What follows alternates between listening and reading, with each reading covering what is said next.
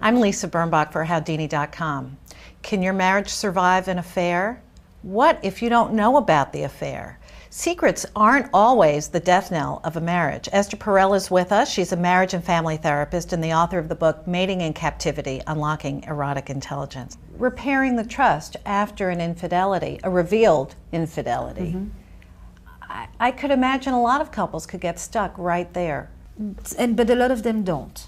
A lot of them understand that there was a huge disruption and it's painful and it was a tear, and then they mend. And they find the mechanisms that will mend. They learn to reassure each other. They learn to often have conversations that they haven't had. You know, there is a real moment that often happens in my office that is uncanny, where after the revelation of an affair, people start to have conversations with each other that they haven't had in years.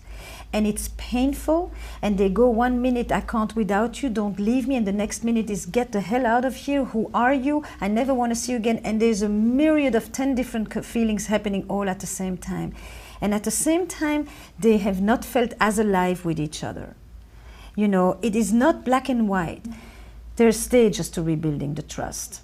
And it may not be the same kind of trust as before. One of the things I often will tell couples is that, you know, at this point in the West, most adults are going to have 2 or 3 committed relationships in their adult life or marriages. Some of them will do it with the same person.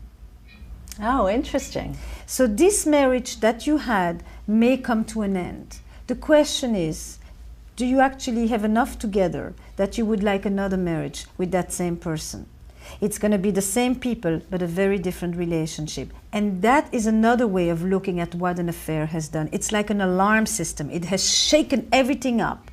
And it can create a destruction, but it can also create a complete new building.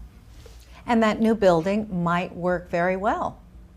That new building will be sometimes more sober, a little bit less naive and idealistic, but often more solid, often more solid.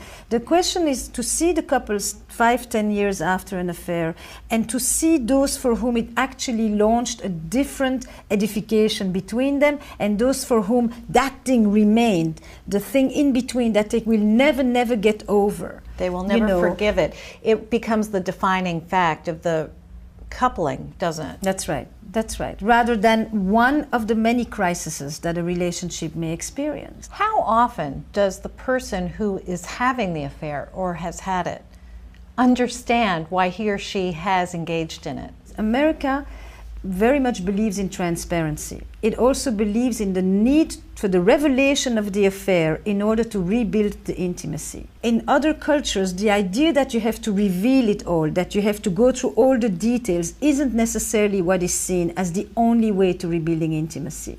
Sometimes you rebuild it because you have actually understood, exactly the way you ask, what I was looking for there, what happened to me there, what did I discover about myself there, and what of that can I bring home?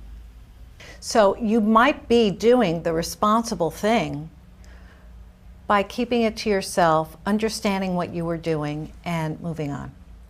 Yes, and that's a very difficult concept. You know, it's not a simple idea, because you basically are saying that sometimes dissimulation or lying is done for the protection of others.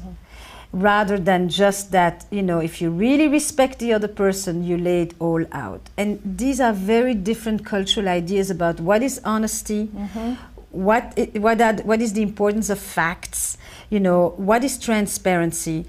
In this society, I think that part of what has fueled the notion of affairs and the way that we think about them is that the push for transparency, the mandate to share, the imperative of talking has become so intense that we actually vacillate between transparency and secrecy because we have lost the respect for privacy.